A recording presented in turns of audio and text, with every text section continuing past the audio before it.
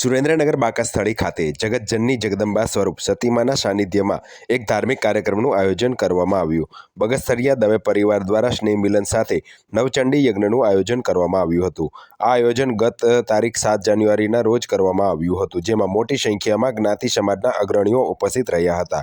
તેમજ આ પ્રસંગે વર્ષ 2023ના હિસાબો પણ રજૂ કરવામાં આવ્યા હતા। યોજાયેલ યજ્ઞના આચાર્ય પદે પાર્થભાઈ અને યજ્ઞના યજમાન પદે કૃપાશંકર દવે રાજસીતાપુરવાળા રહ્યા હતા।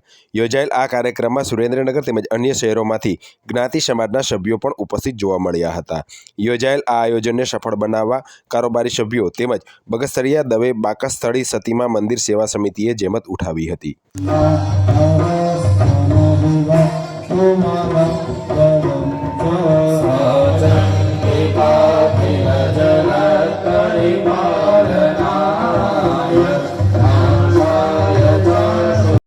सायकारी